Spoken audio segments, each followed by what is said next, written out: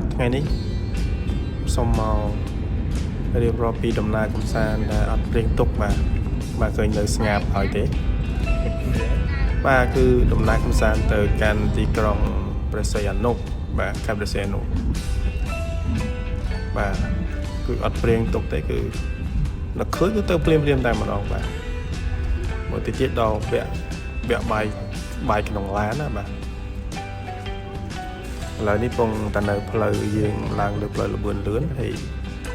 រកដំណើរទៅកាន់ខេត្តព្រះសីហនុបាទនេះនៅតាមផ្លូវបាទសប្បាយហមផងអីផងបាទមើលទៅសប្បាយបាទគាត់មួយយ៉ាងដែរបាទឲ្យតែបានទៅសមុទ្របាទកូនស្រីរបស់ខ្ញុំតែសប្បាយតែម្ដងហើយបងប្អូនថាគាត់ទៅសមុទ្រហ្នឹងទៅដើម្បីមុជទឹកឬក៏ទៅដើម្បីធ្វើអីឥឡូវយើងចាំតែមើលទាំងគ្នាបាទឥឡូវគឺរីទស្សនាតាមផ្លូវលឿនបាទចេញទៅដំបូងគឺមេឃស្រឡះល្អមែនទែនបាទទេសភាពតាមផ្លូវគឺស្អាតបាទប៉ុន្តែមកដល់កន្លែងនេះគឺបើឲ្យពាក់កណ្ដាលផ្លូវគឺភ្លៀងយកតែម្ដងបាទតាមផ្លូវគឺភ្លៀងរហូតទៅដល់ខេត្តព្រះសីហនុក៏រាំងទៅនេះម្នាក់រៀងអស់កម្លាំងហើយអស់កម្លាំងគ្រប់គ្នាបាទនោះចំណែកបងអូនបាទតើបានអោបម៉ាក់បាទឥឡូវបានមកដល់ទីក្រុងព្រះសីហនុហើយបាទខេត្តព្រះសីហនុហើយបាទឥឡូវនេះកំពុងតែចូលទៅកាន់កន្លងដើម្បីទូទាត់ប្រាក់បាទស្រាប់តែមកដល់ឆ្នេរបងប្អូនគឺភ្លៀងយកតែម្ដងដូចគេចាក់ទឹកចឹងបាទនេះគឺឆ្នេរអូត្រេសឆ្នេរអូឈើទាលបាទភ្លៀងគឺជិះដើររកកន្លែងហ្នឹងគេលោតមានកន្លែងជ្រកចឹងណាបងប្អូនទាំងអស់គ្នាបាទប៉ុន្តែមានតែបានជ្រកអីវាមិនភ្លៀងរហូតបាទជីរហូតបាទជាស្រ័យដែរបងប្អូនទាំងអស់គ្នាកន្លែងនេះខ្ញុំរៀងបច្រាស់តិចហើយដោយសារពេលហ្នឹងគិតថាបត់មកមានកន្លែងចតចឹងហើយរកកន្លែងអង្គុយបានចឹងតែចៃដល់ហ្នឹងគឺអត់មានកន្លែងទេបាទចឹងក៏បន្តដំណើររហូតទៅដល់ចុងឆ្នេរបងប្អូន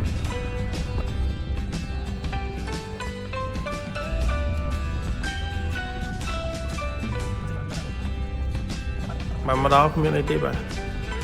គឺហូបបាយបាទបញ្ញាហូបបាយទៅព្រោះដំណើរកំសាន្តនេះគឺវល់ល្ងាចទេអត់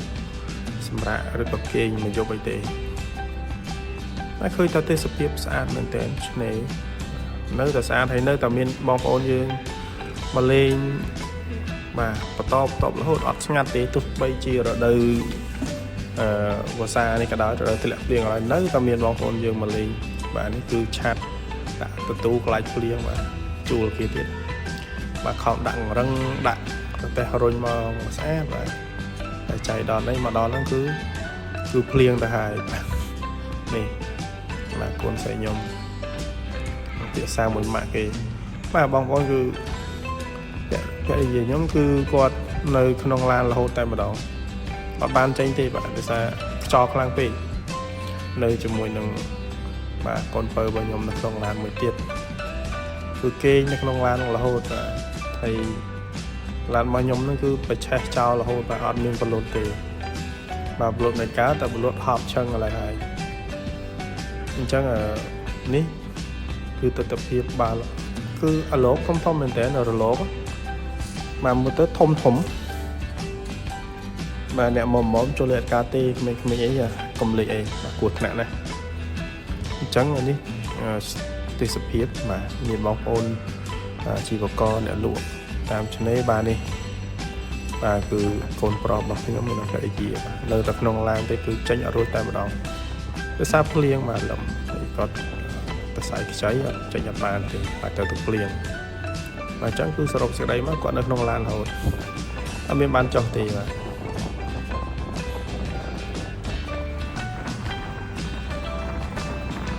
អញ្ចឹងគាត់នៅក្នុងនឹងរហូតបាទអត់បានចេញទេ